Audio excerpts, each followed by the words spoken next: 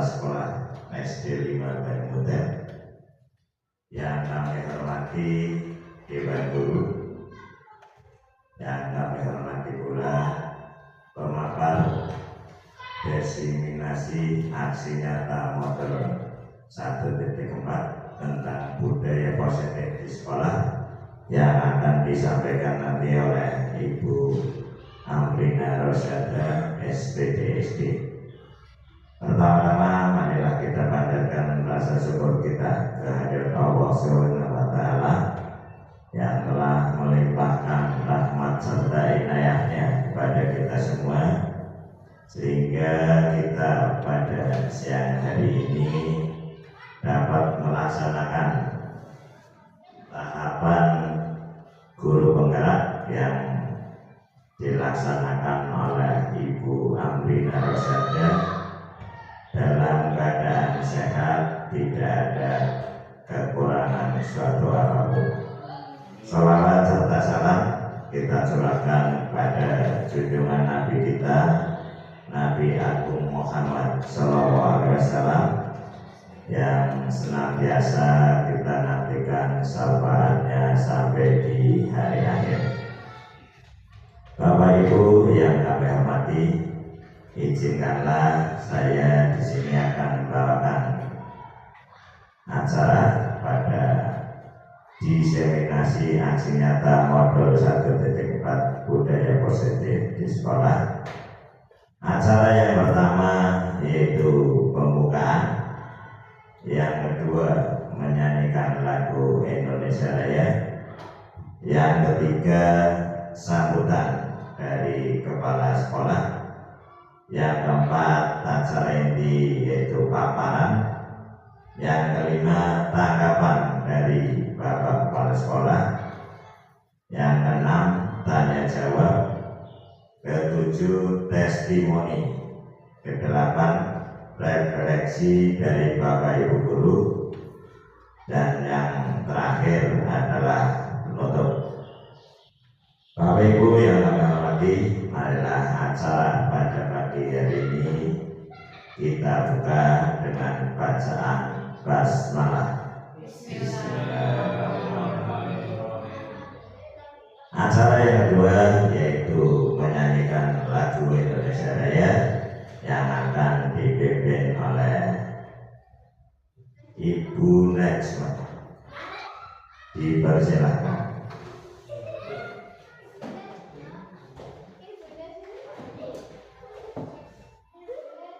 Hadirin dipersilakan untuk berdiri.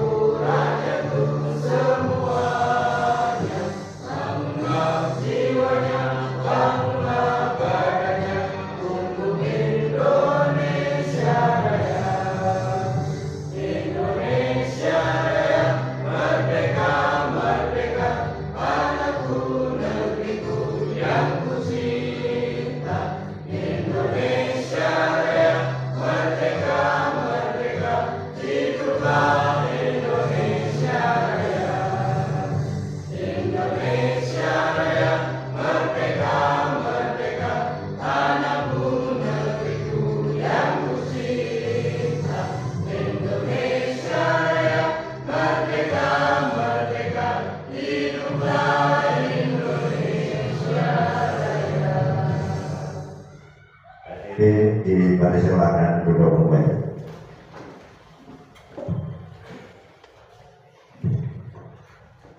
Acara yang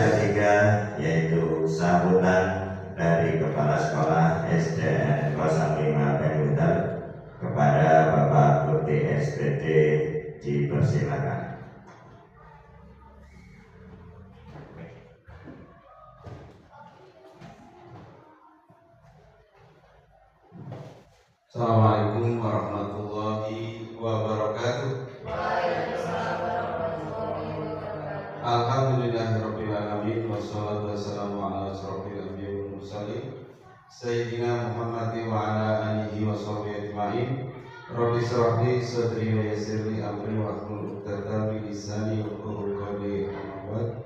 Yang saya hormati CGP angkatan yang ke-11 Ibu Amrina Rosada SPDSD yang nanti akan memaparkan diseminasi aksi nyata modul 1.4 budaya positif di sekolah. Yang saya hormati pula Bapak Ibu guru serta karyawan SD Negeri 05 Bayudal. Pada kesempatan ini marilah kita tiada hentinya memanjatkan puja dan bersyukur kepada Allah SWT yang melimpahkan nikmat iman Islam dan iman sehat sehingga pada siang hari ini kita dapat bermujahadah dalam kegiatan diseminasi ini. Secara umum, mari kita nanti ikuti bahwa diseminasi itu secara umum kegiatan yang ditujukan kepada individu atau kelompok yang nantinya individu atau kelompok itu memperoleh informasi dan timbul kesadaran, menerima dan akhirnya menerapkan dalam kegiatan atau dalam kehidupannya. Sehingga mari kita dari diseminasi ini nanti setelah informasi kita dapat, informasi kita terima, mari kita nanti bisa terapkan dalam kehidupan sehari khususnya pada pendidikan kita di SD Negeri 05 Bayudal. Untuk itu saya sampaikan selamat kegiatan diseminasi ini dan mudah-mudahan kegiatan ini membawa manfaat untuk kemajuan sekolah kita dan dunia pendidikan pada umumnya. Demikian dari saya akhiri. Wabillahi taufiq wal hidayah wa ridho wal inayah. Assalamualaikum warahmatullahi wabarakatuh. Terima kasih kepada Bapak Kepala Sekolah yang telah menyampaikan sambutannya. Acara yang keempat yaitu acara inti akan memaparkan tentang diseminasi aksi nyata modul 1.4 yang akan disampaikan oleh CGP Amrina Rosada SPDSD. Waktu dipersilakan.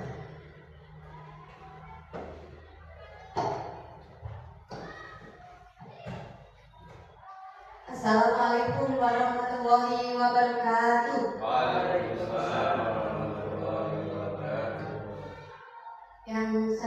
Yang terhormat Bapak Kepala Sekolah SD Negeri 05 Bayudal yaitu Bapak Kurti SPD. Yang saya hormati Bapak Ibu guru beserta karyawan staf SDN 05 Bayudal. Yang pertama kita panjatkan bersyukur kehadirat Allah SWT yang mana telah memberikan nikmat kesehatan untuk kita semua sehingga kita bisa berkumpul di sini untuk bersama-sama diseminasi aksi nyata modul 1.4 budaya positif di sekolah.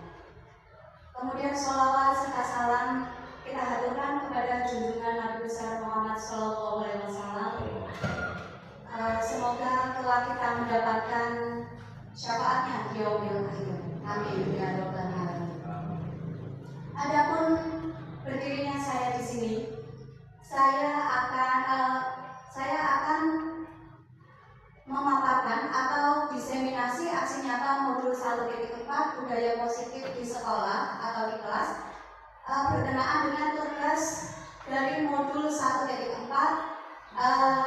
dari BPGP atau Balai Besar Guru Penggerak Jawa Tengah yang telah memberikan tugas saya di sini untuk memaparkan atau menyebarluaskan informasi mengenai tentang budaya positif di sekolah. Baiklah, ini pemaparan dari saya. Salam dan bahagia. Nah, ini adalah slogan dari guru penggerak.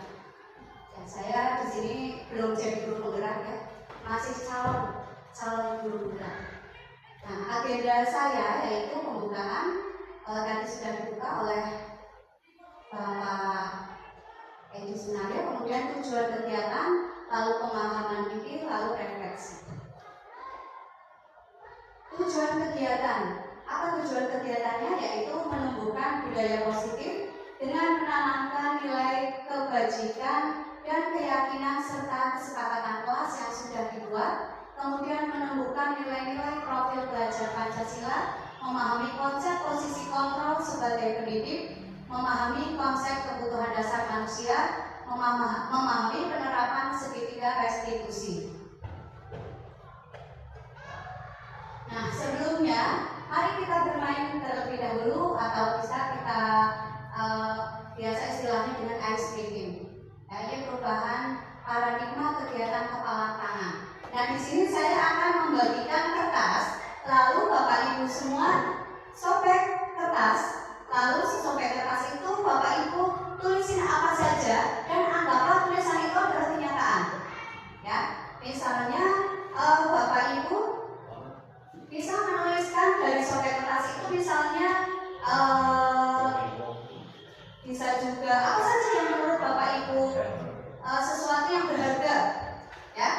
Nah, nanti digenggam sama teman sebelahnya, silakan diperebutkan.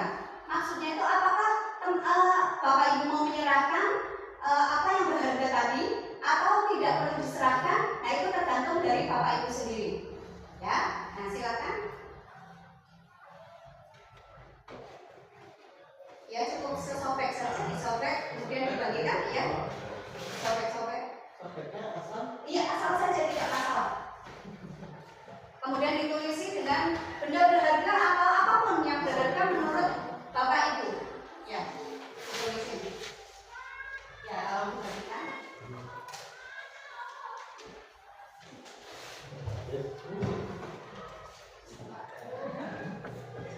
Kalau dengan siapa, bukan? Ya, silakan ditulisi apa saja. Kemudian digenggam, kemudian dengan teman belakangnya atau sebelahnya boleh. Apakah mau menyerahkan begitu saja atau tidak boleh? Bagaimana caranya mempertahankan? Atau justru yang meminta itu bagaimana caranya supaya temanmu itu supaya teman Anda itu menyerahkan? Bagaimana caranya? Dirayu boleh, kemudian mungkin memelas atau mungkin dimarahi atau dihardik, terserah. Bebas apa saja, mungkin duit boleh. Apa yang menurut kalian berharga? Ya bebas saja, bebas. Ya.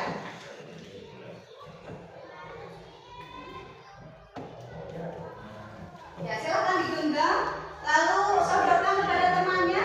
Apakah mau memberikan begitu saja atau tidak? Temannya juga sama, meminta. Ya, ya, dipertahankan. Nah, mau, ya, sudah, coba silakan. Bagaimana? Apakah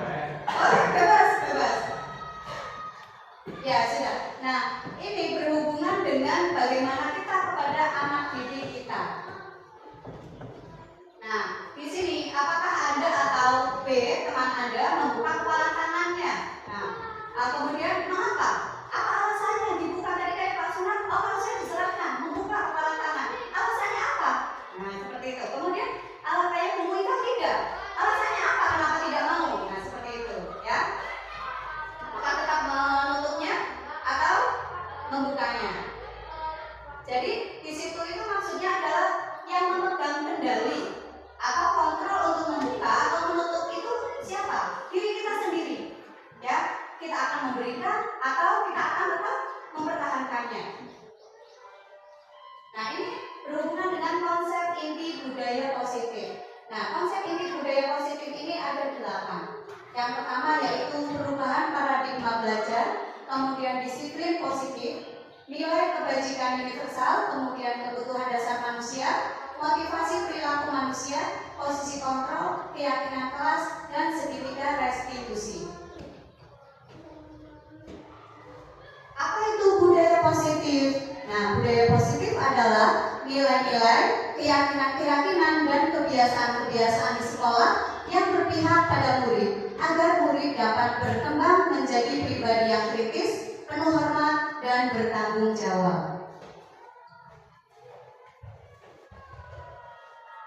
Kemudian pembelajaran dengan paradigma baru. Nah, pembelajaran dengan paradigma baru merupakan pembelajaran yang dirancang berdasarkan prinsip pembelajaran berdiferensiasi sehingga para peserta didik belajar sesuai dengan kebutuhan berdasarkan tahap perkembangan sesuai teori psikologi modern untuk mewujudkan profil pelajar Pancasila. Nah, profil pelajar Pancasila itu ada beriman dan bertakwa kepada Tuhan Yang Maha Esa, kemudian berakhlak mulia, berkebinekaan global, mandiri, bergotong royong, kreatif, dan bernalar kritis. Nah, serta juga adanya miskonsepsi tentang teori kontrol. Nah, di sini yang seperti tadi Bapak Ibu praktekkan, yang tadi teori kontrolnya, kontrol itu ada pada siapa? Nah, itu ilusi, di sini ada ilusi guru mengontrol murid. Nah, kemudian ada ilusi bahwa semua penguatan positif, efektif, dan bermanfaat. Lalu ilusi bahwa kritik dan membuat rasa bersalah mampu menguatkan karakter. Lalu ada ilusi bahwa orang dewasa berhak memaksa murid atau anak-anak. Kemudian ini ilusi guru mengontrol murid. Pada dasarnya kita tidak dapat memaksa murid untuk berbuat sesuatu jikalau murid tersebut memilih untuk tidak melakukannya. Walaupun tampaknya guru sedang mengontrol perilaku murid, hal demikian terjadi karena murid sedang mengizinkan dirinya dikontrol. Saat itu, bentuk kontrol guru menjadi kebutuhan dasar yang dipilih murid tersebut. Teori kontrol menyatakan bahwa semua perilaku memiliki tujuan, bahkan terhadap perilaku yang tidak disukai. Nah, ini adalah teori kontrol menurut Dr. William Glasser. Kemudian ilusi bahwa semua penguatan positif, efektif, dan bermanfaat. Penguatan positif atau bujukan adalah bentuk-bentuk kontrol, segala usaha untuk memengaruhi murid agar mengulangi suatu perilaku tertentu adalah suatu usaha untuk mengontrol murid tersebut. Dalam jangka waktu tertentu, kemungkinan murid tersebut akan menyadarinya dan mencoba untuk menolak bujukan kita, atau bisa jadi murid tersebut menjadi tergantung pada pendapat sang guru untuk berusaha. Ini juga teori kontrol menurut Dr. William Glasser. Selanjutnya yaitu ilusi bahwa kritik dan membuat orang merasa bersalah dapat menguatkan. Jadi menggunakan kritik dan rasa bersalah untuk mengontrol murid menuju pada identitas gagal. Mereka belajar untuk merasa buruk tentang diri mereka. Mereka mengembangkan dialog diri yang negatif. Kadang-kala sulit bagi guru untuk mengidentifikasi bahwa mereka sedang melakukan perilaku ini, karena seringkali guru cukup menggunakan suara halus untuk menyampaikan pesan negatif. Ini juga teori kontrol menurut Dr. William Glasser. Kemudian ilusi bahwa orang dewasa memiliki hak untuk memaksa. Banyak orang dewasa yang percaya bahwa mereka memiliki tanggung jawab untuk membuat murid-murid berbuat hal-hal tertentu.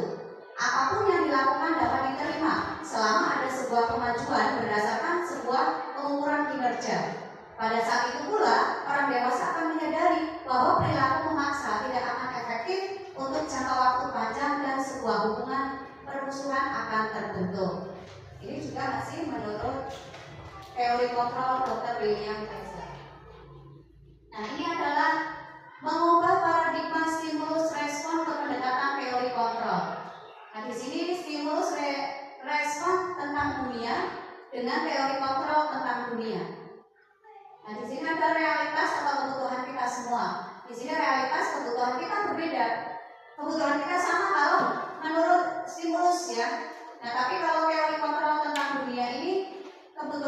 berbeda. Kemudian semua orang melihat hal yang sama, setiap orang memiliki gambaran yang berbeda. Kita mencoba mengubah orang agar berpandangan sama dengan kita. Kita berusaha memahami pandangan orang lain tentang dunia. Ya, perilaku buruk dilihat sebagai suatu kesalahan. Semua perilaku memiliki tujuan. Kemudian orang lain bisa mengontrol saya, hanya Anda yang bisa mengontrol diri Anda. Kemudian saya bisa mengontrol orang lain, Anda tidak bisa mengontrol orang lain. Pemaksaan ada pada saat rujukan gagal. Kolaborasi dan konsensus menciptakan pilihan-pilihan baru. Kemudian model berpikir menang atau kalah, model berpikir menang. Nah, seperti itu. Ini mengubah paradigma stimulus respon ke pendekatan teori kontrol. Ini adalah profil belajar Pancasila.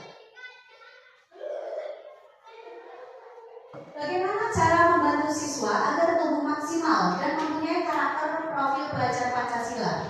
Yaitu dengan membangun budaya positif yang berpihak pada murid, membangun keyakinan atau visi sekolah yang menumbuhkan dan mengembangkan budaya positif. Dalam mewujudkan budaya positif, perlu adanya disiplin positif. Bagaimana cara membantu siswa agar tumbuh maksimal dan mempunyai karakter profil belajar Pancasila? Yaitu dengan membangun budaya positif yang berpihak pada murid, membangun keyakinan atau visi sekolah yang menumbuhkan dan mengembangkan budaya positif.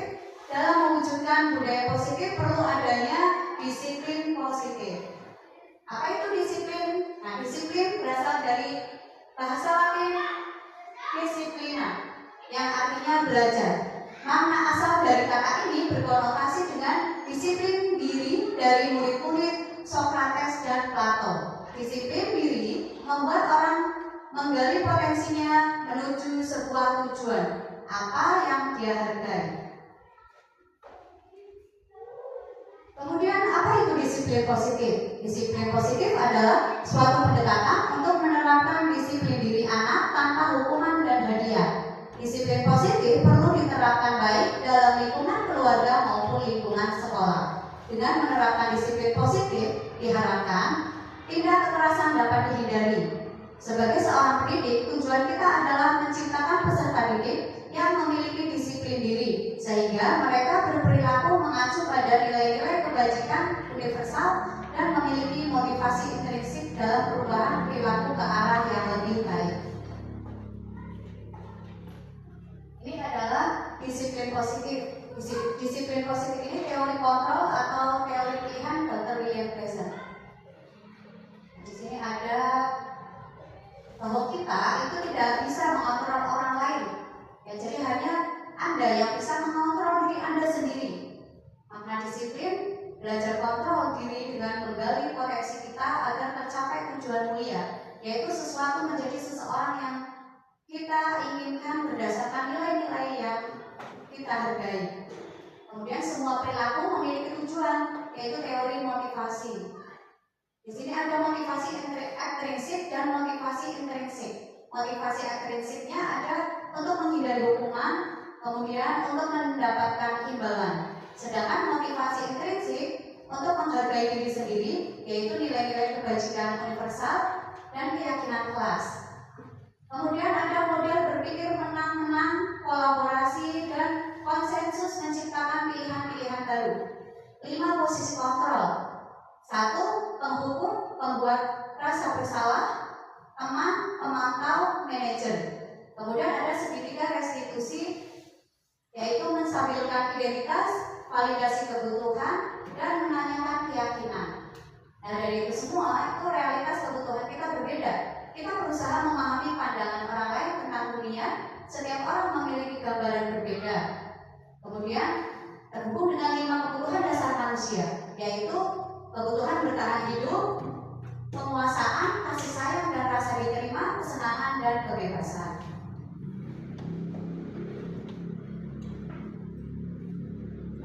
Ki Hajar Dewantara menyatakan bahwa untuk mewujudkan murid yang merdeka, murid harus memiliki disiplin yang kuat yang berasal dari dirinya ataupun berasal dari luar.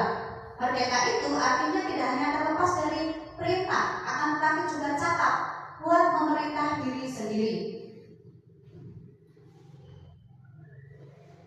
Nilai kebajikan universal. Nilai-nilai kebajikan adalah sifat-sifat positif manusia yang merupakan tujuan mulia yang ingin dicapai oleh setiap individu. Nilai-nilai tersebut bersifat universal dan lintas bahasa, agama, suku bangsa maupun latar belakang. Setiap perilaku atau perbuatan memiliki suatu tujuan. Ini menurut Dr. William Fraser pada teori kontrol tahun 1984. Dengan mengaitkan nilai-nilai kebajikan yang diyakini seseorang, maka motivasi intrinsiknya akan terbangun sehingga menggerakkan motivasi dari dalam untuk dapat mencapai tujuan mulia yang diinginkan. Nah, ini menurut Diane Gozan pada tahun 1998. Ini adalah kebutuhan dasar manusia. Kebutuhan dasar manusia yaitu ada 5. Yang pertama, bertahan hidup, kemudian kasih sayang dan rasa diterima, kemudian kesenangan, penguasaan, dan kebebasan. Motivasi perilaku manusia. Di sini ada motivasi eksternal untuk menghindari ketidaknyamanan atau hukuman, untuk mendapatkan imbalan atau penghargaan dari orang lain, untuk menjadi orang yang mereka inginkan dan menghargai diri sendiri dengan nilai-nilai yang mereka percaya. Di sini ada motivasi perilaku manusia, yaitu untuk menghindari ketidaknyamanan atau hukuman. Motivasi ini relevan dalam konteks pendidikan, dan murid mungkin bertanya, apa yang akan terjadi jika saya tidak belajar? Ini bisa menjadi dorongan eksternal bagi mereka untuk menghindari hukuman atau konsekuensi negatif akademik. Kemudian untuk menghindari ketidaknyamanan atau hukuman. Motivasi tingkat kedua ini mencerminkan perilaku di mana sebagian besar murid melakukan tindakan mereka dengan harapan mendapatkan pengakuan atau pujian guru atau teman sekelas. Mereka sering bertanya pada diri mereka sendiri, apa yang akan saya dapatkan jika saya mengerjakan tugas ini dengan baik?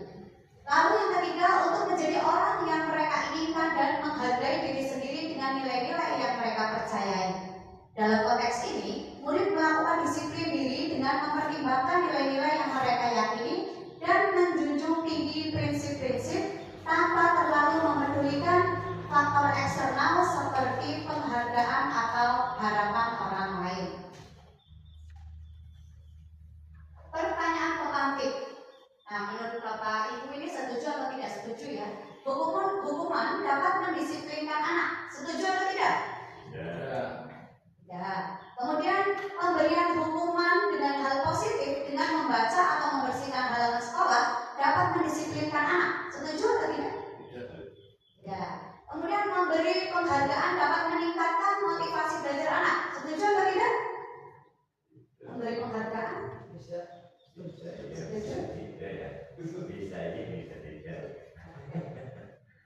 Baiklah, ini adalah bagaimana cara kita sebagai guru untuk menanamkan disiplin positif kepada murid-murid kita, yaitu ada hukuman, konsekuensi, penghargaan, dan restitusi. Hukuman dan konsekuensi. Hukuman itu bersifat tidak terencana atau tiba-tiba. Anak atau murid tidak tahu apa yang akan terjadi dan tidak dilibatkan. Hukuman bersifat satu arah dari pihak guru yang memberikan, dan murid hanya menerima suatu hukuman tanpa melalui suatu kesepakatan atau pengarahan dari pihak guru, baik sebelum atau sesudahnya. Hukuman yang diberikan bisa berupa fisik maupun psikis. Ya, murid atau anak disakiti oleh suatu perbuatan atau kata-kata. Ini adalah hukuman ya. Kemudian konsekuensi. Konsekuensi sudah terencana atau sudah disepakati, sudah dibahas dan disetujui oleh murid dan guru. Umumnya bentuk-bentuk konsekuensi dibuat oleh pihak guru atau sekolah, dan murid sudah mengetahui sebelumnya konsekuensi yang akan diterima bila ada pelanggaran. Mari kita pahami bersama perbedaan hukuman dan konsekuensi. Kalau hukuman itu sesuatu yang menyakitkan harus terjadi. Kalau konsekuensi sesuatu harus terjadi. Kalau hukuman membuat anak sakit fisik maupun hati untuk jangka waktu lama. Kalau konsekuensi membuat anak merasa tidak nyaman dalam jangka waktu pendek. Kalau hukuman, anak membenci kedisiplinan. Kalau konsekuensi, anak menghargai disiplin. Hukuman paksaan, konsekuensi stimulus atau tanggapan. Kemudian hukuman mendorong anak menyakiti diri sendiri. Kalau konsekuensi mendorong anak agar mudah menyesuaikan diri. Hukuman konsep diri yang buruk, konsekuensi konsep diri yang baik. Hukuman anak belajar untuk menyembunyikan kesalahan. Kalau konsekuensi anak belajar untuk mematuhi peraturan. Hukuman marah, rasa bersalah, dipermalukan, merasa tak dihargai. Sedangkan konsekuensi kehilangan hak, dibuat tidak nyaman, diasingkan untuk sementara atau time out. Penghargaan, bahwa penghargaan berlaku sama dengan hukuman dalam arti meminta atau membujuk seseorang melakukan sesuatu untuk memenuhi suatu tujuan tertentu dari orang yang meminta atau membujuk. Dorongannya eksternal dan akan ada faktor ketergantungan. Ini menurut Alfie Kohn.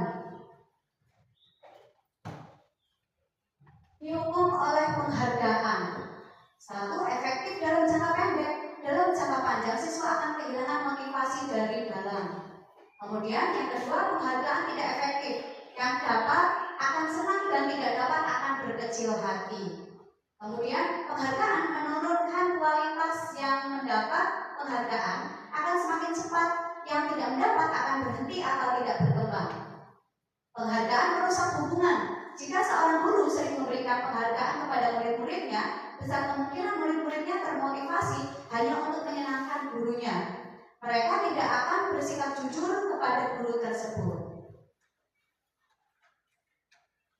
Kemudian, penghargaan itu menghukum, misalnya dalam sistem ranking. Mereka yang mendapatkan ranking kedua dan seterusnya akan merasa paling dihukum. Kemudian penghargaan mematikan kreativitas dalam tugas-tugas memecahkan masalah. Para murid memakan waktu lebih lama dan memberikan jalan keluar kurang kreatif saat mereka dijanjikan suatu penghargaan. Kemudian penghargaan menghilangkan motivasi dari dalam diri. Jika kita memberikan penghargaan kepada seorang anak pada saat dia sedang merasa bangga dengan pencapaiannya sendiri, maka kita akan mengambil kegembiraan yang saat itu sedang dirasakan secara alamiah. Dihukum oleh penghargaan, bentuk program kebajikan atau apresiasi. Dalam memberikan apresiasi atau pengakuan perlu diingat beberapa hal. Beri pengakuan secara khusus, beri pengakuan secara pribadi, beri pengakuan kepada semua murid atau bergantian, beri pengakuan secara konsisten dan fokus pada proses.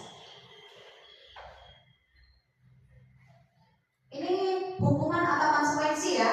Coba menurut Bapak Ibu.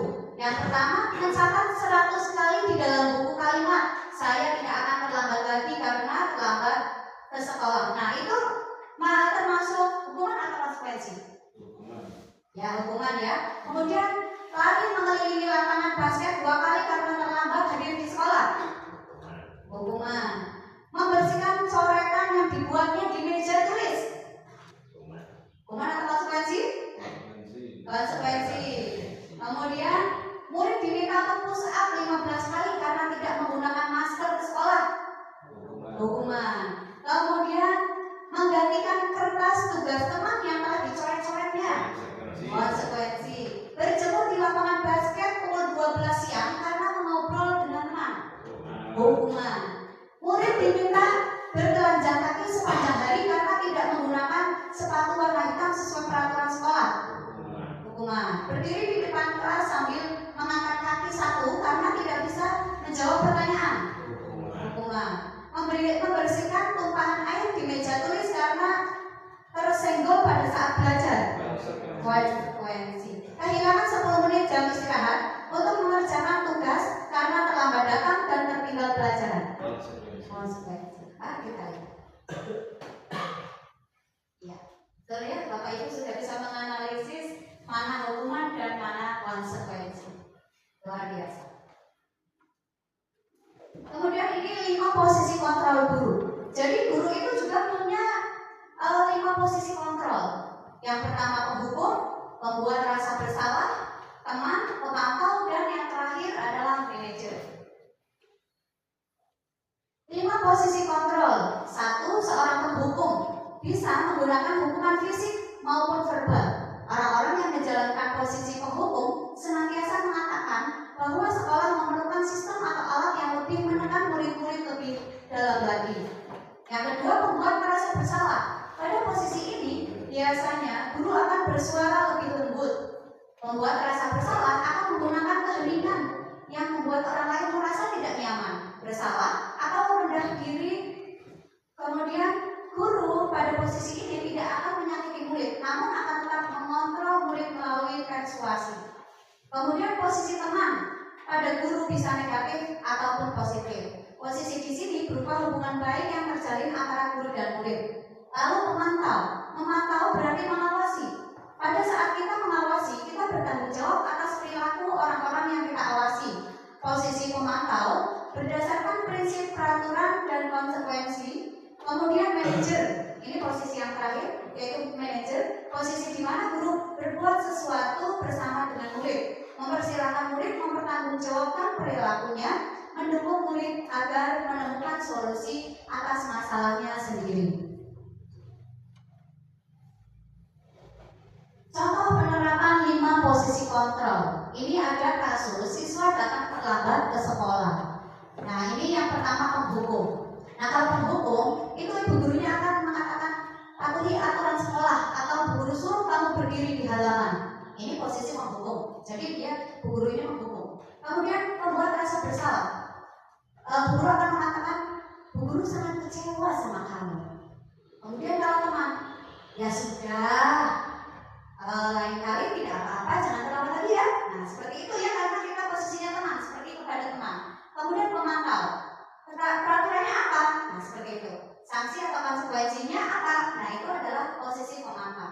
Kemudian jika manajer, kira-kira apa yang bisa kamu lakukan untuk memperbaiki kesalahanmu? Nah, itu adalah posisi dari seorang manajer.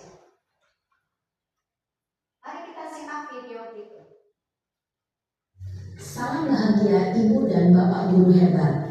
Dalam penerapan disiplin positif restitusi, salah satu program yang dikembangkan adalah 5 posisi kontrol.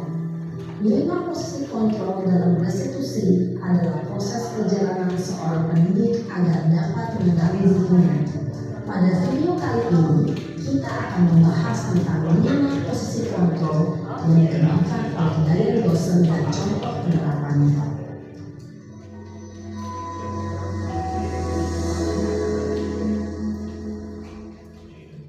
5 posisi kontrol itu adalah 1. Posisi penghukum, 2. Posisi pembuat merasa bersalah, 3. Posisi teman, 4. Posisi pemantau atau monitor, dan 5. Posisi manajer. Untuk lebih memahami kelima posisi tersebut, mari kita saksikan kasus Naren yang terlambat hadir 20 menit di sekolah dan melihat bagaimana kelima posisi kontrol dalam menghadapi masalah tersebut.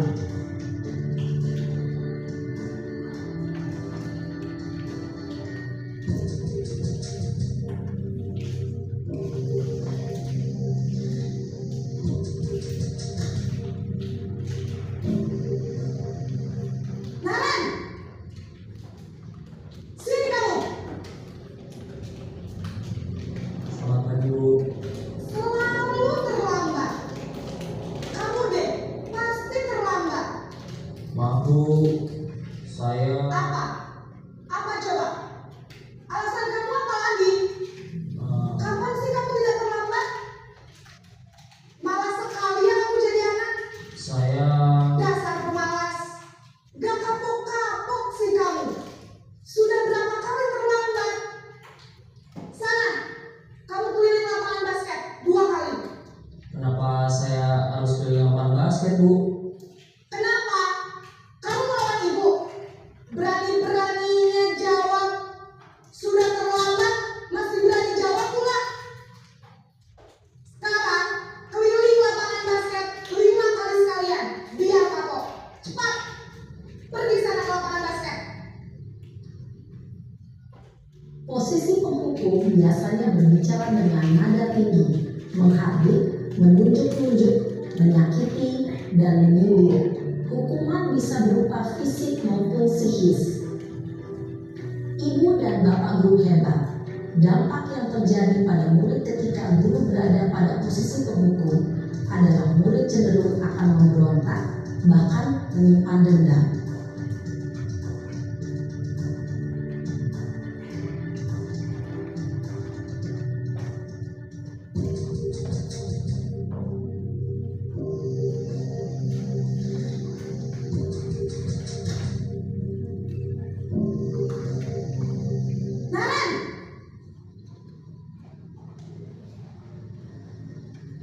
Selamat pagi, Bu. Naren, kamu kenapa terlambat lagi, nak? Ya Tuhan, Naren, kamu senang ya bikin ibu susah ya? Kalau kamu terlambat lagi, nanti ibu yang ditegur bapak kepala sekolah, nak. Disangka ibu tidak bisa membina kamu. Duh, gimana ini? Maaf, Bu. Duh, Gusti Naren, kamu suka ya kalau ibu ditegur bapak kepala sekolah? Terus, sekarang ibu harus tulis apa ini di buku absen? Ini kamu sudah sering terlambat loh. Ibu harus apa coba? Maaf, Bu. Maaf sekali. Ya sudah, lain kali jangan bikin ibu susah lagi ya nak ya. Ibu tidak akan kuat lagi kalau kamu begini terus.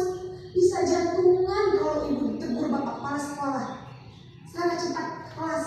Maaf ya, Bu. Maaf sekali. Posisi pembuat rasa bersalah berbicara dengan nada tenang, cenderung lembut. Namun kata-kata yang diutarakan membuat murid merasa menjadi orang yang gagal, memandang buruk dirinya sendiri, merasa tidak berharga, dan tidak sanggup membahagiakan orang lain.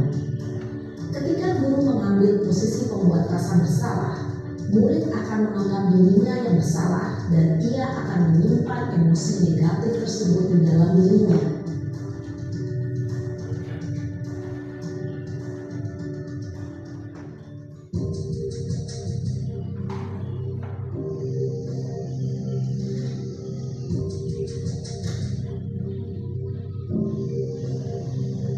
Naren,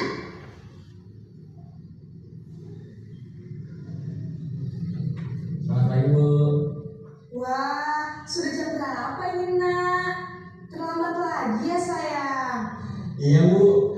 Habis ibu saya lupa membangunkan saya, Bu. Kamu malah menyalahkan ibu kamu. Kamu bukannya anak yang larinya paling kencang. Kok terlambat sih? Iya, Bu. Saya memang terlambat bangun tadi. Jadi, biarpun saya lari kencang, tetap gak kekejar, Bu.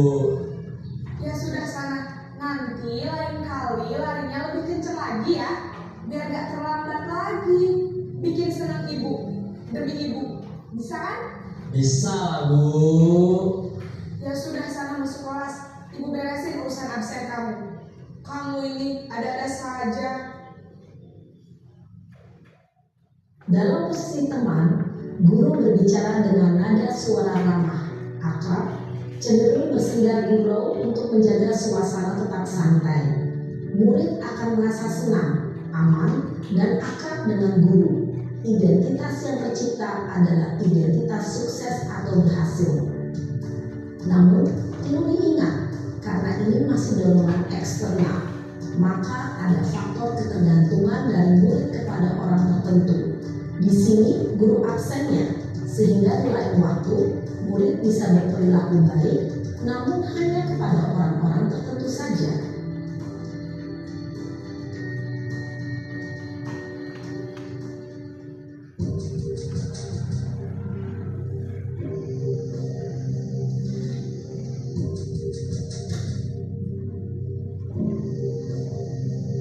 Naren,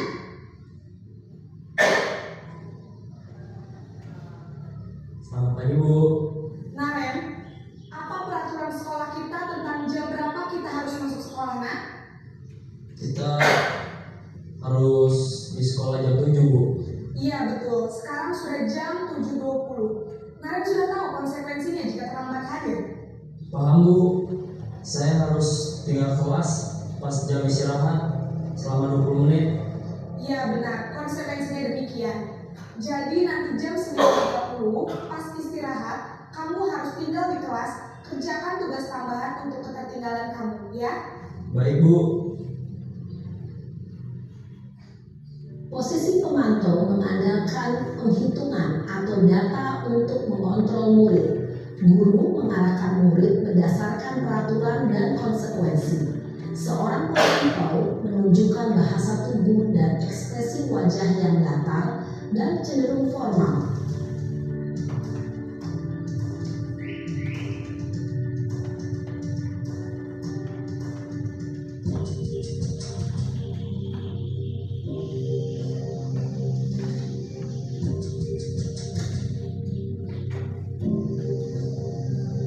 Naren,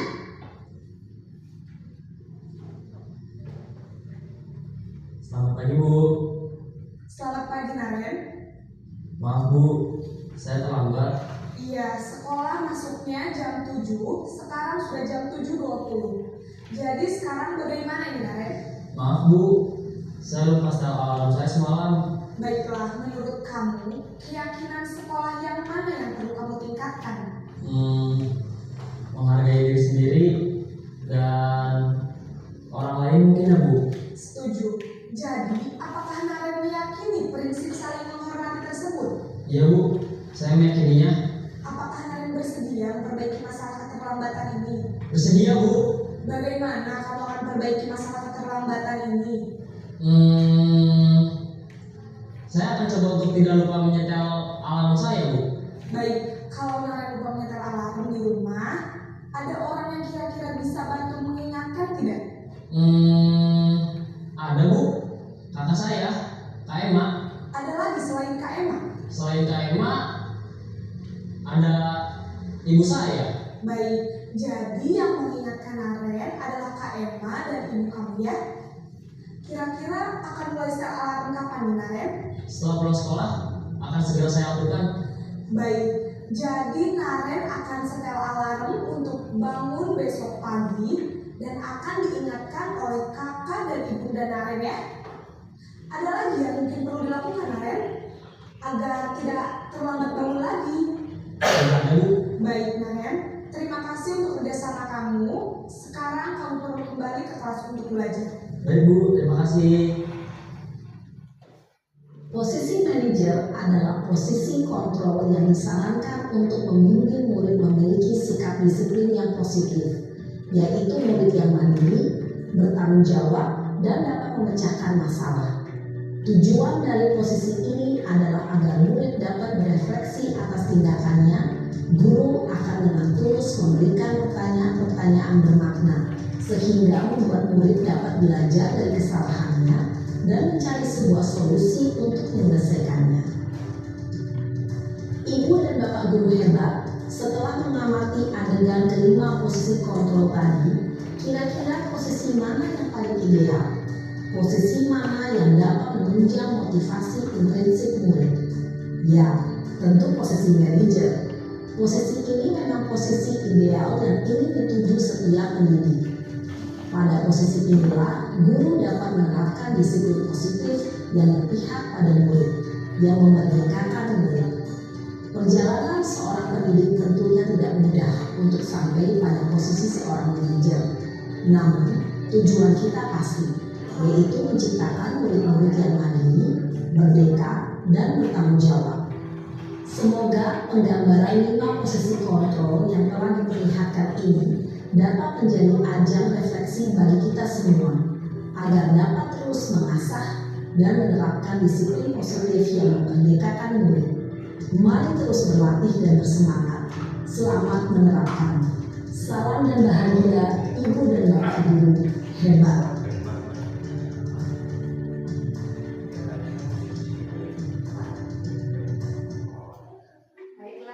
Baiklah Bapak Ibu Guru, itu tadi adalah video 5 posisi kontrol seorang guru. Nah di sini posisi yang paling ideal seorang guru adalah sebagai manajer. Guru melakukan kegiatan bersama murid, memberi kesempatan pada murid untuk bertanggung jawab atas tindakan mereka dan mendukung mereka untuk menemukan solusi atas masalahnya sendiri. Posisi manajer mengacu pada restitusi, yaitu dapat menjadikan murid sebagai manajer bagi dirinya sendiri, sehingga tercipta identitas positif berhasil pada murid. Bentuk program kebajikan atau apresiasi. Nah, di sini berarti kita perlu mengingat kembali bahwa kita perlu memberi pengakuan secara khusus, kemudian secara pribadi, kemudian kepada semua murid atau bergantian, kemudian secara konsisten dan fokus pada proses. Lantas apa yang harus kita lakukan dalam penerapan disiplin positif? Di sini ada pertanyaan pemantik. Mengapa keyakinan kelas? Mengapa tidak peraturan kelas saja? Mengapa adanya keyakinan kelas penting untuk terbentuknya sebuah budaya positif? Bagaimana mewujudkan sebuah keyakinan kelas yang efektif? Keyakinan kelas adalah persetujuan-persetujuan yang dibuat bersama antara guru dan murid, selanjutnya akan ditaati bersama. Posisi murid bukan lagi objek tetapi subjek. Keyakinan kelas dibuat oleh murid, dilaksanakan oleh murid, dan untuk menanamkan kebajikan murid. Mengapa keyakinan kelas? Mengapa kita memiliki peraturan tentang penggunaan helm pada saat mengendarai kendaraan roda 2 atau motor? Mengapa kita memiliki peraturan tentang penggunaan masker dan mencuci tangan setiap saat? Nah, itu mengapa?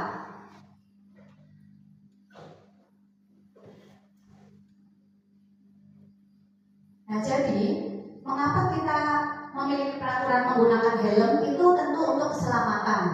Kemudian untuk memakai masker tentu untuk kesehatan atau keselamatan juga.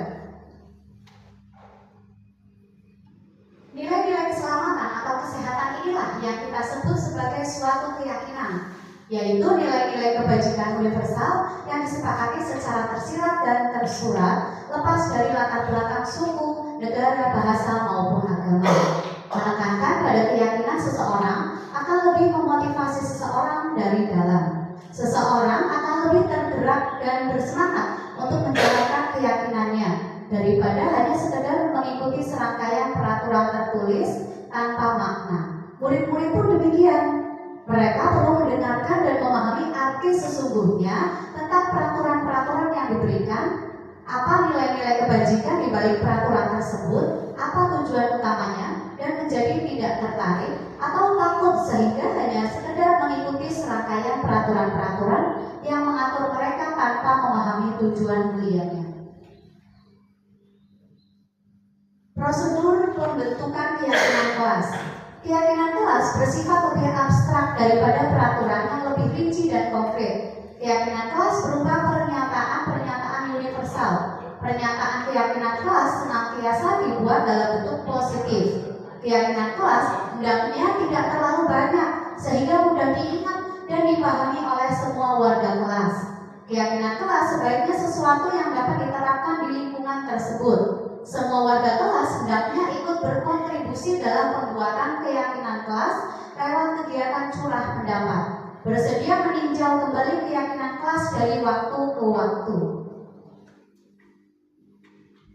Ini adalah dokumen penyusunan keyakinan kelas di kelas 4. Keyakinan kelas 4 SD Negeri 05 Bani Modal. Kami guru dan murid saling menyayangi dan menghormati. Kami murid yang semangat. Kami murid yang peduli dengan lingkungan dan teman-teman. Pelaksanaan keyakinan kelas 4 dengan budaya positif.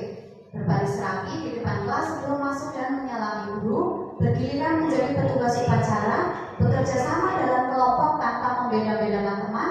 Berbicara dengan sopan. Berani mengeluarkan pendapat. Memakai seragam sesuai aturan. Bagaimana jika ada pelanggaran terhadap keyakinan kelas yang sering terjadi dalam menjalankan peraturan ataupun keyakinan kelas atau keyakinan sekolah?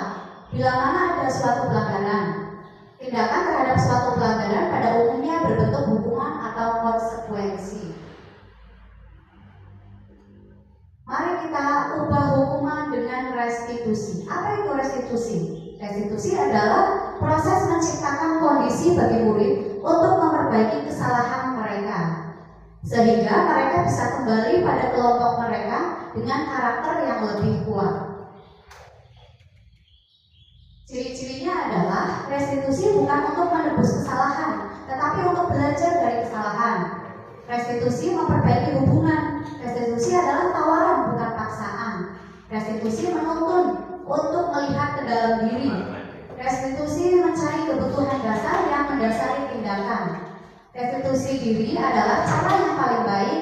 Restitusi fokus pada karakter bukan tindakan. Restitusi menguatkan. Restitusi fokus pada solusi. Restitusi mengembalikan murid yang berbuat salah pada kelompoknya dengan karakter yang lebih kuat. Ini adalah segitiga restitusi. Tahapan dalam segitiga restitusi adalah yang pertama menstabilkan identitas, lalu validasi tindakan yang salah, dan yang ketiga adalah menanyakan keyakinan. Proses tahapan dalam segitiga restitusi didasarkan pada prinsip-prinsip teori kontrol, yaitu menstabilkan identitas atau stabilize the identity. Teori kontrolnya adalah kita semua akan melakukan hal terbaik yang bisa kita lakukan. Kemudian yang kedua, langkah validasi tindakan yang salah atau validate the misbehavior adalah teori kontrolnya semua perilaku memiliki alasan. Kemudian yang ketiga, menanyakan keyakinan. Teori kontrolnya kita semua memiliki motivasi internal.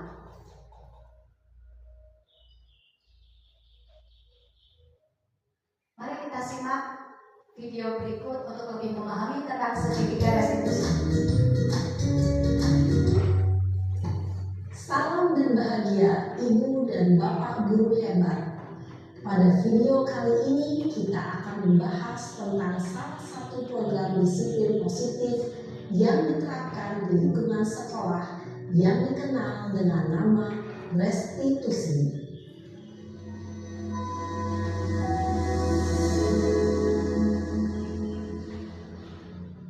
Restitusi dikembangkan oleh pakar pendidikan Diane Gosling, berlandaskan pada teori kontrol Dr. William Glasser. Segitiga restitusi adalah suatu proses dialog yang dijalankan oleh guru atau orang tua agar dapat menghasilkan murid yang mandiri dan bertanggung jawab. Pada saat guru di posisi manajer, aspek yang dikembangkan pada murid adalah motivasi intrinsik, sehingga penanaman nilai-nilai kebajikan dapat tumbuh dan berkembang menjadi suatu kebiasaan positif yang akhirnya membentuk karakter murid. Proses dialog ini terdiri dari 3 langkah yang digambarkan pada ketiga sisi pada segitiga restitusi. Sisi pertama adalah menstabilkan identitas. Sisi yang kedua adalah validasi tindakan yang salah. Dan sisi yang ketiga adalah menanyakan keyakinan. Ibu dan Bapak guru, berikut ini akan ditunjukkan bagaimana seorang guru berada dalam posisi manajer menggunakan penerapan segitiga restitusi.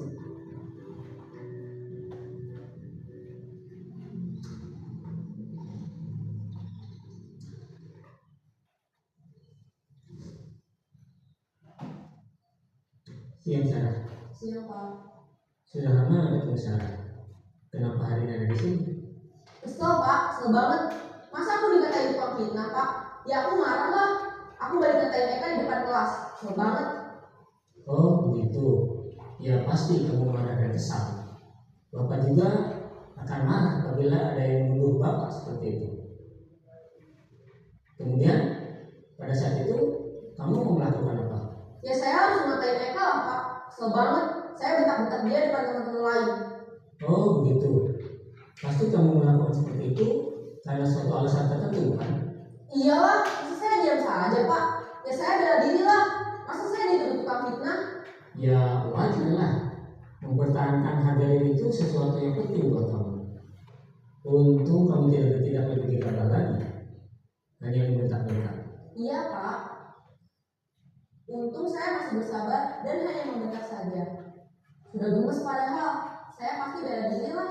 Ya pasti ya, tapi kamu memilih untuk tetap bertahan dan bersabar. Kamu memilih untuk tidak berbuat lebih parah lagi, bukan? Iya. Nah, sekarang coba kita lihat lagi tindakan kamu yang bentak-bentak mereka di kelas.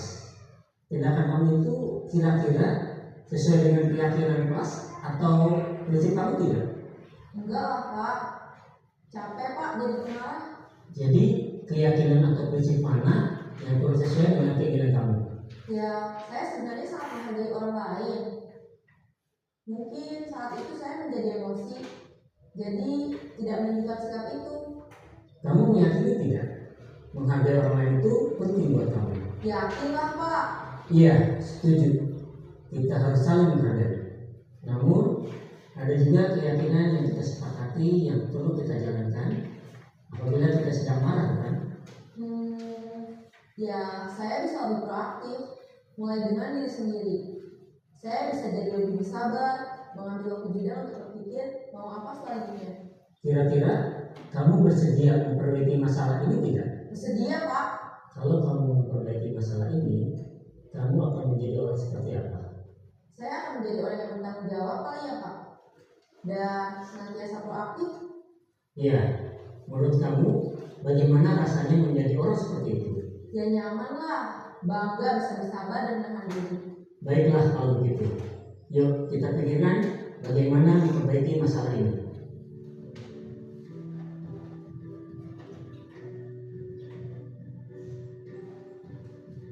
Ibu dan Bapak guru hebat. Baru saja kita menyaksikan contoh bagaimana seorang guru berada dalam posisi manajer menggunakan penerapan segitiga restitusi. Mari kita bahas satu persatu. Pada sisi pertama, menstabilkan identitas berdasarkan pada prinsip bahwa membuat kesalahan adalah bagian dari proses pembelajaran. Sisi pertama dari segitiga ini berperan menggeser identitas murid dari identitas gagal ke identitas sukses. Murid yang sedang bertingkah laku yang tidak pantas atau menarik diri saat itu sedang mengalami identitas gagal. Bila kita mengkritiknya, maka posisinya tidak akan berubah. Kita bisa mengajukan pernyataan-pernyataan ini. 1. Membuat kesalahan sesuatu yang wajar. 2. Manusia tidak ada yang sempurna. 3. Kita bisa memperbaiki masalah ini. 4. Saya tidak menanyakan kesalahannya. Saya lebih fokus bagaimana memperbaiki masalah ini. 5. Apakah saat ini kamu telah menjadi orang yang baik untuk dirimu sendiri? Pada sisi kedua, validasi tindakan yang salah berlandaskan pada prinsip bahwa setiap perilaku berupaya memenuhi suatu kebutuhan tertentu. Guru yang telah memahami teori kontrol akan bergeser dari pemikiran stimulus respon menjadi proaktif dan mencoba untuk mengenali tujuan dari perilaku murid, mengenali dan mengakui kebutuhan murid ini dapat memperbaiki hubungan dengan murid tersebut. Pernyataan atau pertanyaan bisa disampaikan dengan nada suara tidak menghakimi atau memojokkan, sehingga dapat mengembalikan murid pada posisi positif. 1. Kamu bisa saja bertindak lebih gegabah lagi dari ini. 2. Kamu bukan melakukannya tanpa suatu alasan tertentu. 3. Kamu melakukannya karena mempertahankan sesuatu yang penting bagimu. 4. Mungkin kamu bisa mempelajari suatu perilaku baru yang lebih efektif. Bersediakah kamu mempelajarinya? Selanjutnya, kita akan simak sisi terakhir, yaitu menanyakan keyakinan. Teori kontrol menyatakan bahwa pada dasarnya kita termotivasi secara intrinsik. Pada saat perilaku yang salah telah divalidasi, dan identitas sukses telah stabil, maka murid telah siap menaikkan keyakinan-keyakinannya dengan tindakannya yang salah, dan pemikirannya telah bergeser ingin menjadi orang yang tujuh. Pertanyaan-pertanyaan ini dapat menaikkan keyakinan-keyakinan yang dianut murid. 1. Sebagai keluarga atau kelas, apa yang kita yakini? 2. Nilai-nilai apa yang telah kita sepakati? 3. Seperti apa gambaran sebuah kelas yang ideal bagi kami? 4. Kamu ingin menjadi orang seperti apa?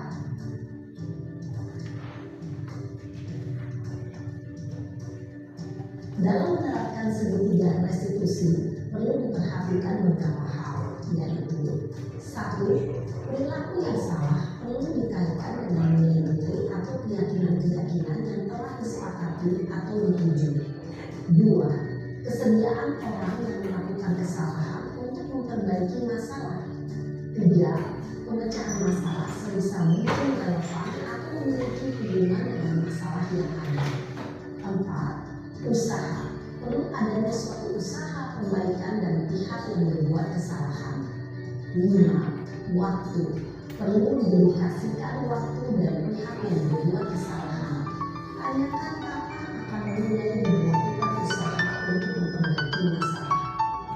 Dengan memahami siklus penerapan segitiga restitusi, diharapkan guru dapat menerapkan posisinya sebagai manajer dengan mengajukan pertanyaan-pertanyaan bermakna yang dapat membuat murid menjadi lebih percaya diri, bertanggung jawab, dan mandiri.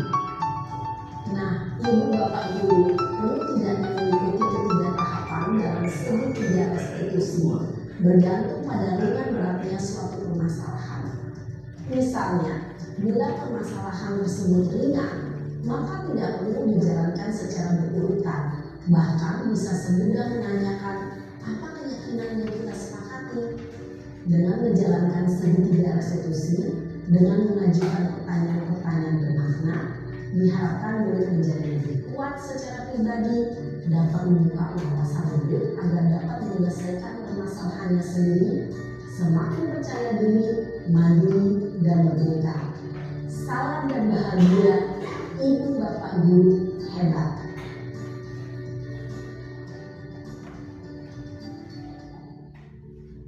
Demikian video mengenai segitiga restitusi. Semoga Bapak Ibu lebih memahami tentang segitiga restitusi.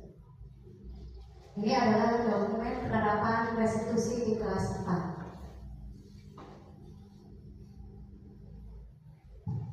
Kesimpulan, budaya positif di sekolah adalah inti dalam membentuk karakter murid dan menciptakan lingkungan belajar yang harmonis. Ini melibatkan perubahan dalam cara kita mendefinisikan dan menjalankan disiplin dengan fokus pada keyakinan kelas yang melibatkan guru dan murid secara bersama-sama. Guru juga memiliki peran penting sebagai fasilitator dalam membantu murid mengatasi masalah dan mengembangkan diri mereka. Demikian yang dapat saya paparkan. Terima kasih, semoga bermanfaat. Assalamualaikum warahmatullahi wabarakatuh.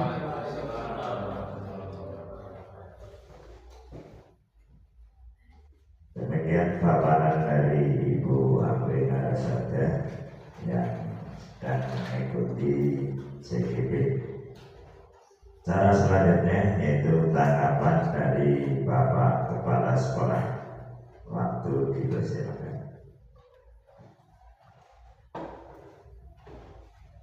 Terima kasih. Dari paparan tadi, saya memberikan tanggapan bahwa apa yang telah dipaparkan sangat positif, sangat berarti, dan sangat bermanfaat. Dari kita yang telah berpindah dari tadi 5 posisi kontrol, ternyata ada posisi yang paling ideal, yaitu yang kelima sebagai manajer. Kemudian diperkuat dengan kita melakukan sertifikat restitusi. Nah, ini monggo Bapak Ibu guru untuk bisa menerapkan apa yang telah disampaikan, sehingga dalam belajar, di dalam menerapkan budaya positif lebih maksimal dan lebih bermakna. Demikian, terima kasih. Terima kasih atas tanggapannya dari Bapak Kepala Sekolah. Acara yang keenam yaitu tanya jawab. Monggo akan dibantu oleh Ibu Amrina. Kepada Bapak Ibu dipersilakan jika ada pertanyaan. Silakan. Assalamualaikum warahmatullahi wabarakatuh.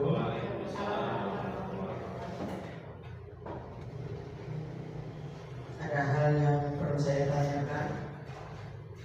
Apakah ada hal penting yang harus diperhatikan untuk menciptakan budaya positif di sekolah Bu? Terima kasih. Baiklah, tadi pertanyaan dari Bu Muida. Tentu saja ada. Di antaranya yaitu kerjasama, kemudian kolaborasi, dan komunikasi efektif antara guru, tenaga kependidikan, kemudian orang tua murid, kemudian warga sekitar sekolah untuk mewujudkan budaya positif tersebut. Jadi kita itu tidak bisa ibaratnya berjalan sendiri untuk menciptakan budaya positif. Jadi kita juga harus merangkul, bekerja sama dan berkolaborasi baik dengan sesama guru, kemudian wali murid, dan juga dengan warga sekitar. Demikian menurut saya. Kemudian apakah ada? Silakan. Assalamualaikum warahmatullahi wabarakatuh. Langsung ke pertanyaan saya, yaitu apakah budaya positif di sekolah dapat diciptakan dengan cepat dan mudah? Terima kasih. Baiklah Bapak, tadi apakah bisa diciptakan dengan mudah? Tentu saja tidak ya Pak. Budaya positif di sekolah atau di kelas itu juga tidak dapat diciptakan dengan cepat atau instan. Dalam penerapan budaya positif itu di sekolah itu diperlukan tuntunan dan teladan dari seorang guru.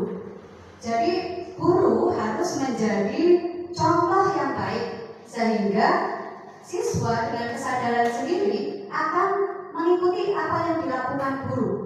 Ya, ibaratnya kayak digugu dan ditiru seperti itu. Jadi guru menjadi teladan, apa yang dilakukan guru, murid akan mengikuti.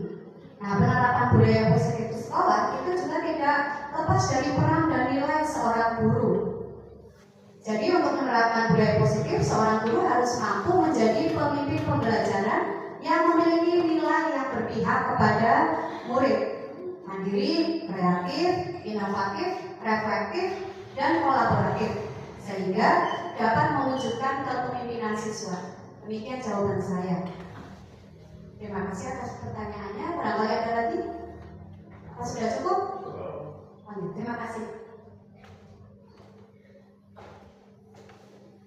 Demikian acara tanya jawab. Acara yang selanjutnya yaitu testimoni.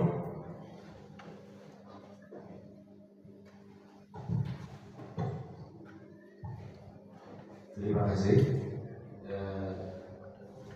Saya memberikan testimoni khususnya untuk CGP Angkatan 11 Bu Amrina Rosada yang menjadi kelas 4, bahwa setelah saya amati dengan menerapkan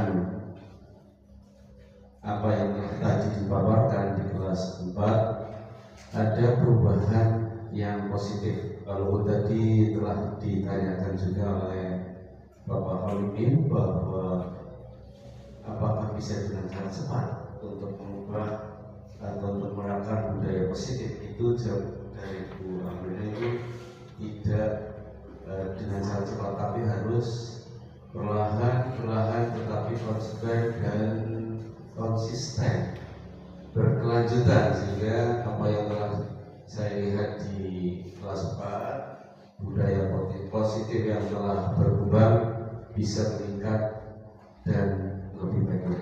Terima kasih. Terima kasih kepada Bapak Kepala Sekolah yang telah memberikan testimoni. Acara selanjutnya yaitu refleksi dari Bapak Ibu Guru. Dalam acara ini akan disampaikan oleh saya sendiri. Mohon waktunya. Refleksi dari paparan CGP Ibu Amrina Rosenda SPD itu yang tentang budaya positif. Di sekolah tidak dapat diciptakan secara instan. Dalam menerapkan budaya positif di sekolah diperlukan tuntunan dan tauladan dari seorang guru. Guru harus memberi contoh yang baik sehingga siswa dengan kesadaran sendiri akan mengikuti apa yang dilakukan oleh guru. Penerapan budaya positif di sekolah tak lepas dari peran dan nilai seorang guru. Untuk menerapkan budaya positif, seorang guru harus mampu menjadi pemimpin pembelajaran yang memiliki nilai berpihak pada peserta didik, mandiri, kreatif, inovatif, reflektif, dan kolaboratif, sehingga dapat mewujudkan kepemimpinan siswa. Demikian refleksi yang dapat saya paparkan. Baiklah Bapak Ibu Guru serta karyawan SD 50 meter, acara demi acara telah kita lalui, menginjak kata yang terakhir yaitu penutup. Tapi sebelum ditutup dengan doa, kami atas nama pribadi sebagai pembawa acara mohon maaf yang sebesar-besarnya apabila ada salah kata dalam kami menyampaikan acara pada pagi hari ini sampai siang. Marilah Bapak Ibu Guru, kita tutup acara ini dengan bacaan hamdalah. Alhamdulillah. Kami akhiri bila itu. Assalamualaikum warahmatullahi wabarakatuh.